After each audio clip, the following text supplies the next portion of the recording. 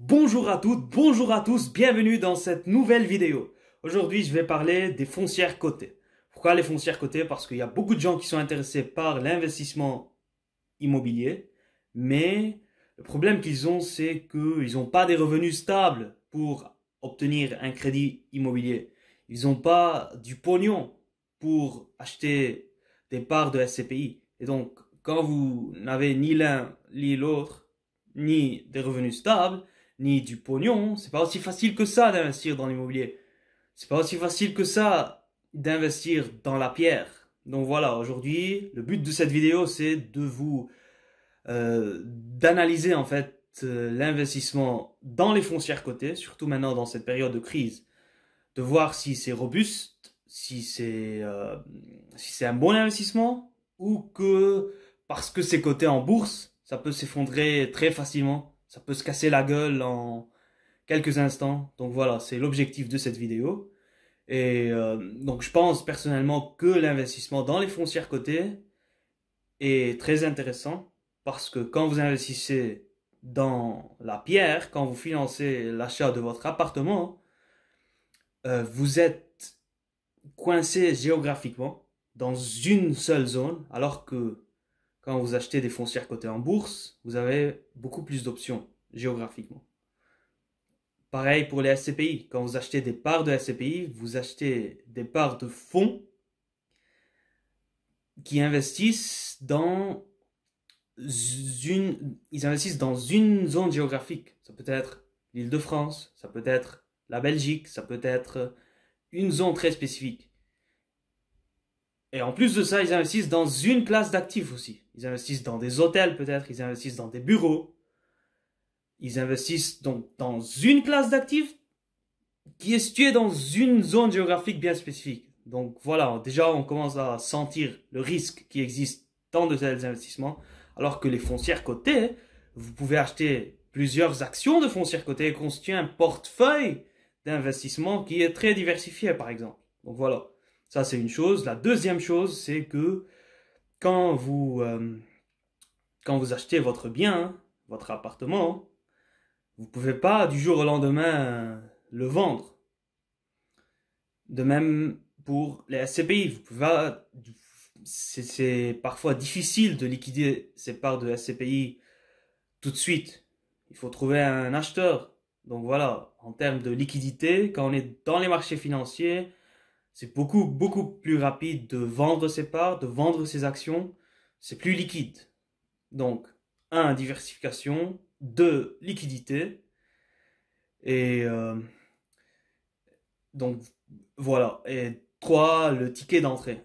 Ticket d'entrée dans les foncières cotées en bourse, il est moins élevé que les tickets d'entrée dans l'immobilier réel, dans l'investissement en pierre réel, physique, et dans l'investissement en SCPI qui peut être parfois de 1000 euros, de 10 000 euros, de 100 000 euros, ça dépend des SCPI.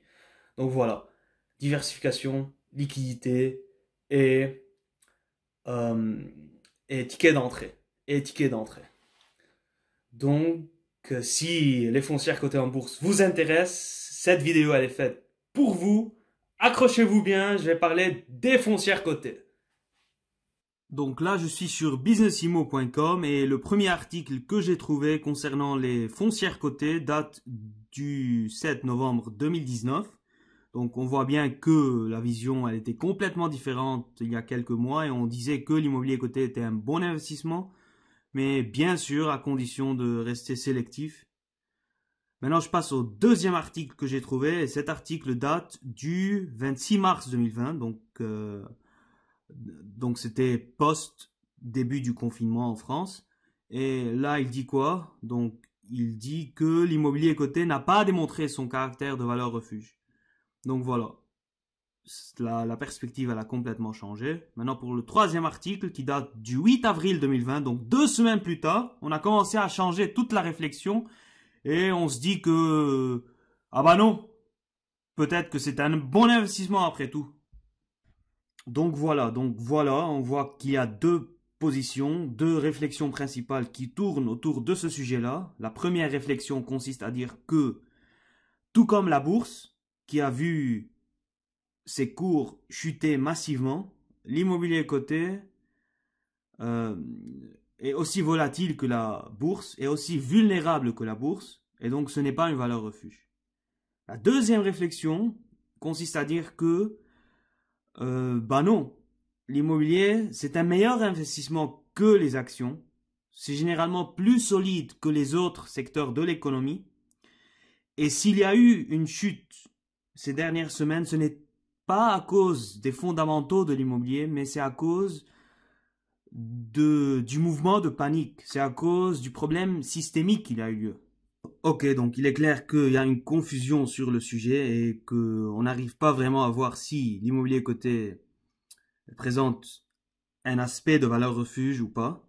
Et donc je vous propose de traiter la question suivante en faisant nos propres recherches. Ok, donc déjà commençons par voir qu'est-ce qu'une valeur refuge. Donc si on cherche sur Google, on trouve que une valeur refuge, c'est un investissement qui conserve sa valeur malgré les périodes de crise. Donc voilà, donc c'est ce qui est important. Malgré les périodes de crise, on a une conservation de la valeur du patrimoine. Ok, très très claire la définition. Et maintenant, je vous pose la question suivante. Est-ce que l'immobilier coté a conservé sa valeur en Europe malgré la crise du coronavirus? Est-ce que l'immobilier coté en bourse a conservé sa valeur aux États-Unis malgré la crise actuelle? Est-ce que l'immobilier coté a conservé sa valeur en Angleterre malgré la crise actuelle? Est-ce qu'il y a un endroit dans le monde où l'immobilier coté a vraiment montré sa nature et son caractère de valeur refuge? Ok, donc pour répondre à la question que je viens de poser, je vais me connecter à mon compte d'investissement et sélectionner quelques sociétés, quelques foncières cotées en bourse pour voir la variation du cours de bourse ces dernières semaines. Je vais commencer par sélectionner une foncière cotée à la bourse de Paris. Et donc, on voit clairement que entre mi-février et mi-mars, il y a une chute d'environ 50%. On est passé de plus de 180 € l'action à moins de 100, donc environ 50% de décote du cours de bourse de Gecina. Maintenant, si je sélectionne une société anglaise qui est cotée à la bourse de Londres, on voit clairement que, donc pareil, on a le même phénomène, un phénomène de décote du cours de l'action. Et même là, la décote a commencé depuis le début de l'année et s'est amplifiée depuis début mars. Donc, on voit qu'on est passé de 300 au début de l'année à 70 actuellement. Ok, maintenant passons à l'autre bout de l'Atlantique et sélectionnons une foncière cotée à New York. Donc cette foncière, elle s'appelle Realty Income Corporation et on le voit clairement que depuis début mars, on a eu une décote énormissime, mais vraiment énormissime. Donc on est passé de 80 à environ 40, donc 50% de décote. Ok, donc on a vu trois foncières différentes, Gecina en France, Hammerson en Angleterre et Realty Income Corporation aux États-Unis. Donc on voit clairement que si vous aviez votre patrimoine investi dans ces foncières-là, entre mi-février et mi-mars, vous auriez perdu 30 à 50% de la valeur de votre patrimoine. D'accord, donc pour quelqu'un qui pense à investir dans l'immobilier coté en bourse, dans les foncières cotées en bourse, quand il voit ça, il va se dire, bah, c'est très risqué, c'est aussi risqué que le risque systémique de la bourse, que le risque global de toute la bourse. Et donc, je touche pas à ça, je préfère garder mon argent dans les banques, je préfère garder mon patrimoine dans les assurances vie, c'est plus safe. Et les gens qui disent ça, ils ont pas forcément tort, parce qu'on a vu plusieurs exemples de foncières cotées dans nombreux pays. Et dans tous les cas, donc on a vu un cours de bourse qui a été littéralement massacré. Donc, ils ont peut-être raison de dire que l'immobilier coté en bourse n'est pas forcément la meilleure option pour protéger son patrimoine. Donc, en se basant sur ce que je vous ai montré, vous allez penser que la réponse à cette question est non, ce n'est pas une valeur refuge. Mais il se trouve que, après de nombreuses recherches, j'ai trouvé quelques foncières cotées qui faisaient exception. D'accord, donc de retour sur mon compte d'investissement, je vais vous montrer une société que j'ai trouvée, une foncière cotée qui s'appelle American Tower Corporation. Donc je vais cliquer dessus pour voir l'évolution du cours de bourse de la société. Et donc on voit clairement, dès qu'on ouvre le graphe, on voit clairement une reprise en V. Une reprise très très forte même en V. Un V très pointu. Et donc la société, elle a résisté au stress test du coronavirus. Et contrairement à toutes les autres foncières que je vous ai montrées au début de la vidéo, la foncière côté American Tower Corporation a même atteint des nouveaux sommets, des valeurs records de 250 et 260 dollars l'action. Et quand on dézoome un peu, vous voyez à quel point le V il est pointu. Et vraiment, c'est des nouvelles valeurs qu'on a atteint. On n'avait jamais atteint des valeurs de 260 dollars l'action.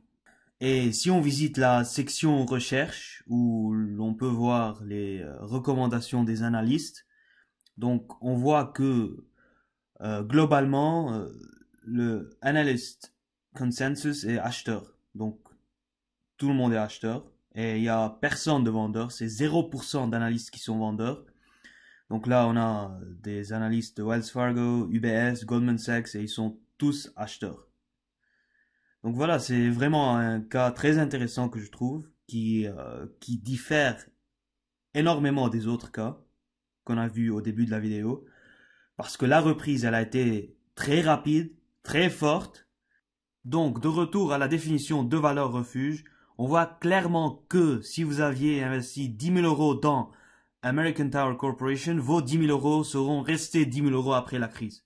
Bien sûr, en supposant que vous n'aviez pas vendu au mauvais moment et que vous, en tant qu'investisseur prudent, vous n'achetez pas de produits dérivés, des CFD, qui vous mettent en position de vente automatique. Donc bien sûr, si vous aviez acheté l'action en tant que telle, la définition de valeur refuge s'applique dans ce cas-là et il est clair que vos 10 000 euros en février 2020 seront restés 10 000 euros en avril 2020.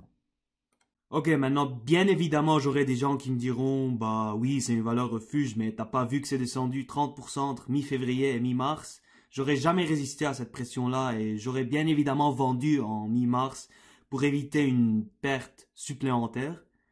Ok, je comprends ça, mais il y a une chose que j'aimerais dire à ces gens-là, en fait, c'est pas une chose, j'aimerais dire à ces gens-là 3 choses.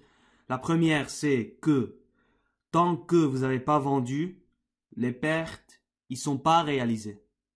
Tant que vous détenez toujours les actions, les pertes sont pas réalisées. Les actions sont toujours dans votre poche.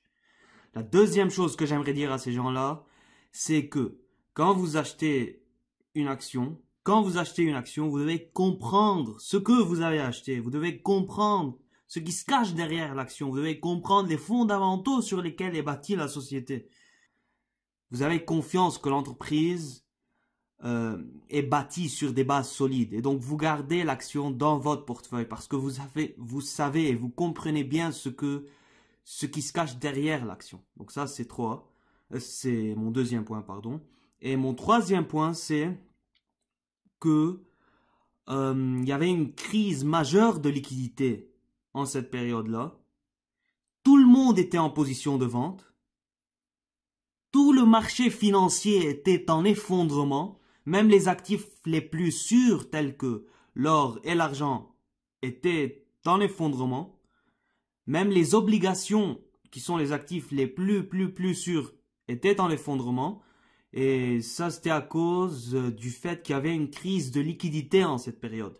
Et cette crise de liquidité a poussé les investisseurs à tout vendre en but de générer du cash et de satisfaire à leurs appels de marge. Donc voilà, il n'y a pas raison de dire que ça a chuté 30% entre mi-février et mi-mars, donc c'est la catastrophe et on aurait perdu tout notre patrimoine. Non, on le voit bien, la reprise elle a été en V, la reprise elle a été forte, le marché financier a vite compris ça, le marché a vite compris que l'entreprise était solide et donc il n'y avait pas de raison qu'il y ait un effondrement de l'action.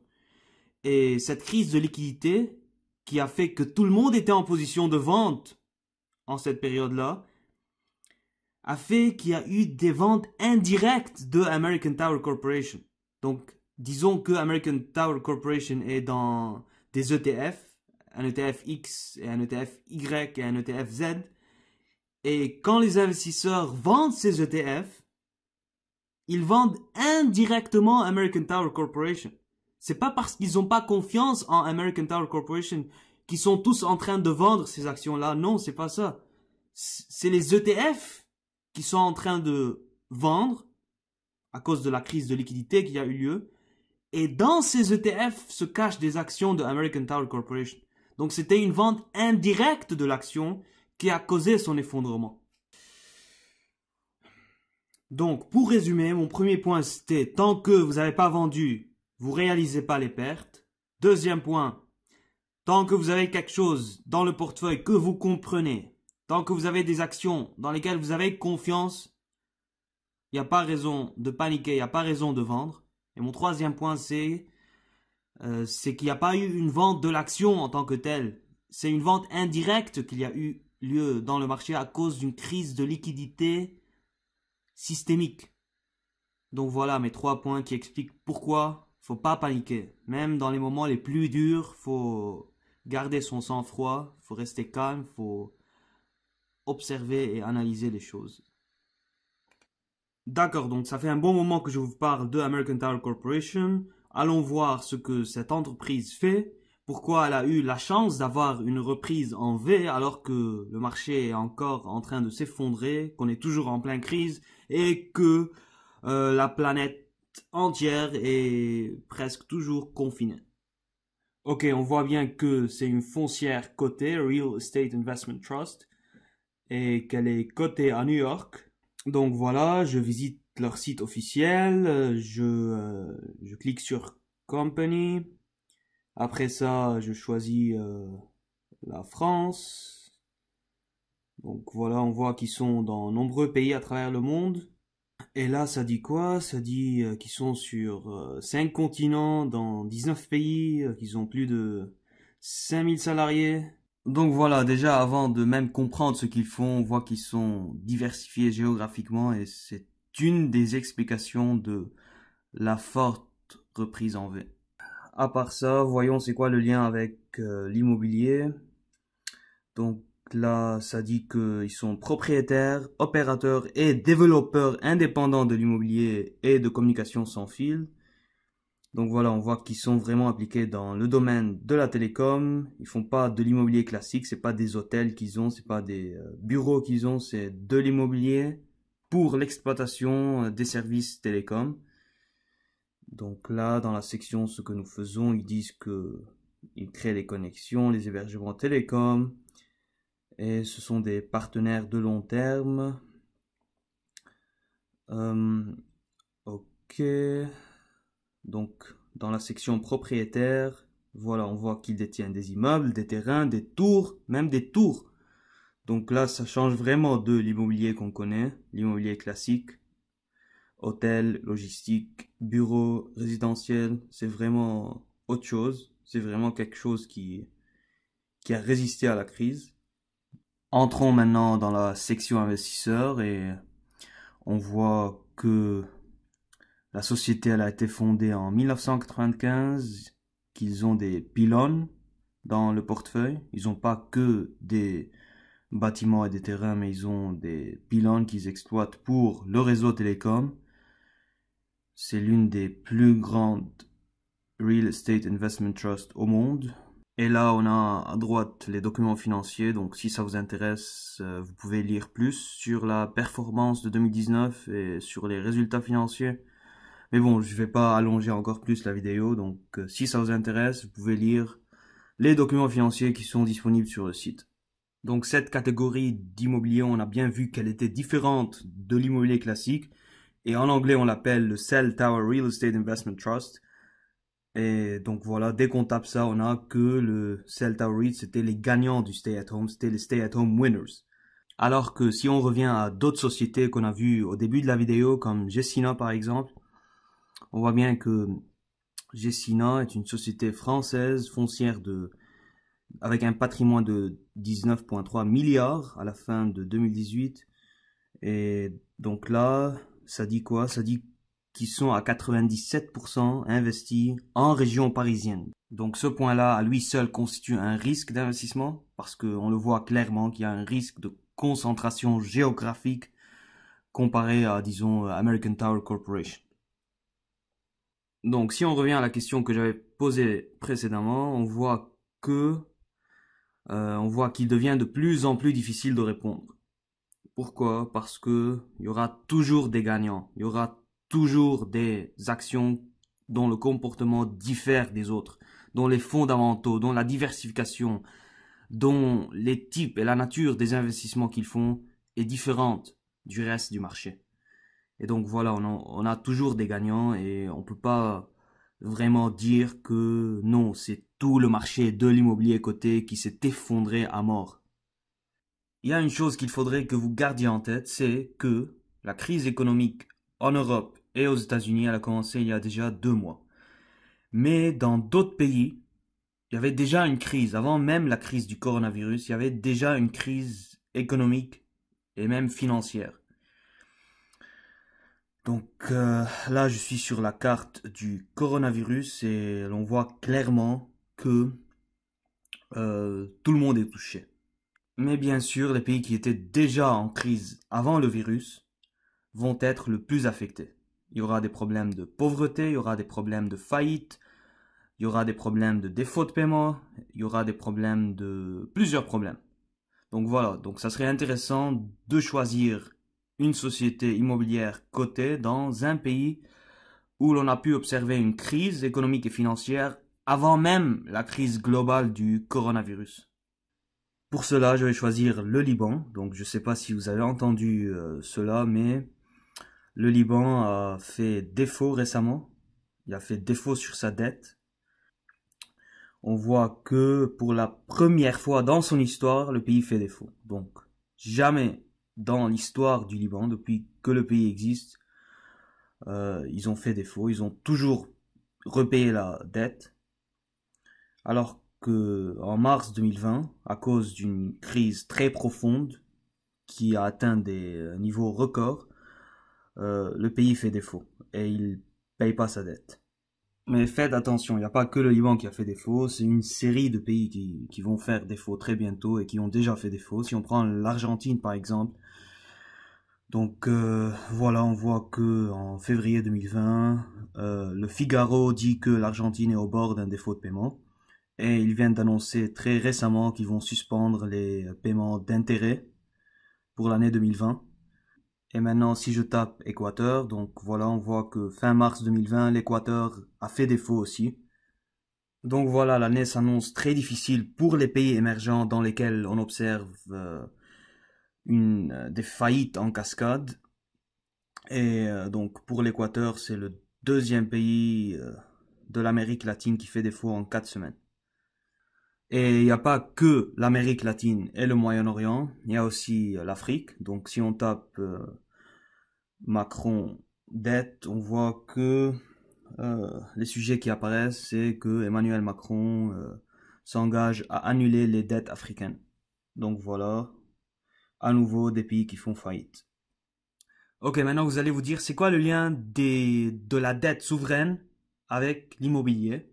Bah en fait, le lien il est simple, c'est que quand il y a un défaut de paiement d'un État, toutes les entités qui détiennent des obligations, que ce soit les assureurs, que ce soit les banquiers, que ce soit les particuliers, donc tous ces gens-là vont être en difficulté financière parce que ils détenaient des obligations, ils devaient être remboursés pour la dette qu'ils ont accordée à l'État, mais il se trouve que l'État fait défaut et ils sont pas remboursés.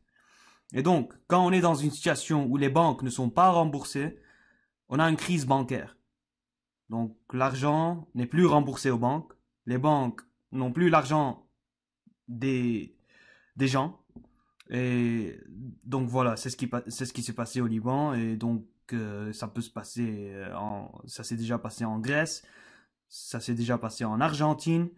Et quand il y a un problème bancaire, les gens vont faire quoi? Ils vont chercher à se débancariser de la façon la plus rapide possible.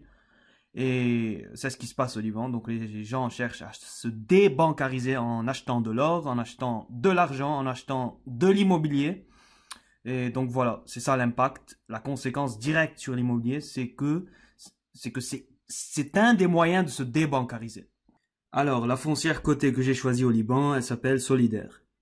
Cette foncière, elle a été fondée il y a 30 ans et son but, c'est le développement et la reconstruction du centre-ville de Beyrouth. Donc voilà, là on voit qu'il possède la majorité des immeubles et des terrains et le port du centre-ville de Beyrouth. Et ils sont chargés vraiment du développement territorial du centre-ville. Once the focus of activity in the Middle East, now a modern, beautiful, vibrant city center. Thanks to Solidaire. As a private company with a city-making mission, Solidaire has revived the spirit of Beirut. Resilient, creative, forward-looking, yet proud of its heritage. Business-minded, but also fun-loving. Welcoming and keen on its guests' comfort and well-being. Solidaire, developing the finest city center in the Middle East.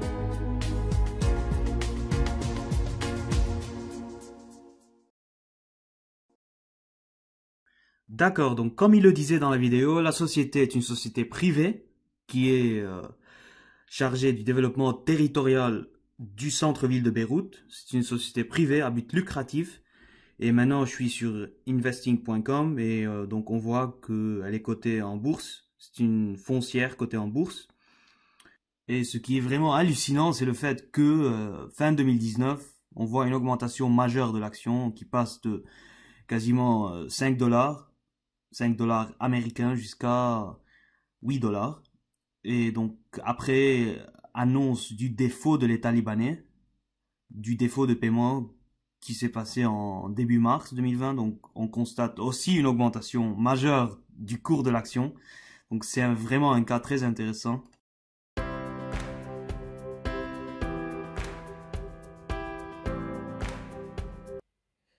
Donc merci à tous qui sont restés jusqu'au bout. J'espère que la vidéo vous a plu et que vous avez appris quelque chose. Vous avez donc vu que les foncières cotées peuvent s'avérer être un bon investissement. Ça peut être une valeur refuge aussi parfois. Donc ça dépend des investissements qu'on fait. Si on investit dans quelque chose qui a de bons fondamentaux, dans quelque chose qui est diversifié, comme on a vu le cas de American Tower Corporation, c'était diversifié sur 5 continents ils étaient, et ils faisaient de l'immobilier assez spécial, qui était de l'immobilier pour le secteur du télécom. Donc dans de tels cas, l'immobilier coté était une valeur refuge. Et dans des pays où la crise économique s'était déjà transformée en crise financière et bancaire, et là où la crise était profonde et allongée, on a vu que tout le monde investissait dans le secteur de l'immobilier. Parce que quand les gens cherchent à se débancariser, la première chose à laquelle ils pensent, c'est l'immobilier. Bon, il y a le Bitcoin aussi, mais les gens continuent à penser à l'immobilier en tant que valeur refuge. Donc voilà, parfois vous pouvez investir dans les foncières cotées en bourse pour vous constituer un patrimoine de valeur refuge. Mais bien sûr, pas toutes les actions sont des valeurs refuges. Il y en a des uns qui se sont effondrés, et on a bien vu ça. Dans le début de la vidéo, on a bien vu qu'il y a beaucoup d'actions de foncières cotées en bourse qui se sont effondrées. Donc voilà, c'est à vous de faire les bons choix, c'est à vous de lire ce que les sociétés font. Mais ce qui est bien, c'est que vous pouvez commencer à investir avec un tout petit montant. Et petit à petit, vous commencez à mettre plus dans les foncières cotées. Mais au moins, comme ça, vous commencez à comprendre l'investissement immobilier. Vous ne vous lancez pas dans un grand investissement de 200 000 euros, de 300 000 euros dans un appartement qui est coincé dans une zone géographique. Donc voilà, c'est ce qui est bien dans les foncières cotées, c'est que ça vous apprend petit à petit le secteur de l'immobilier. Donc vous apprenez beaucoup de choses sur ce secteur-là. Et quand vous aurez bien compris le secteur. Quand vous aurez constitué une base, vous pouvez alors investir dans des biens physiques de grande ampleur qui nécessitent beaucoup d'argent. Donc voilà, j'espère que la vidéo vous a plu et tenez-vous bien en cette période de confinement et je vous dis à la prochaine.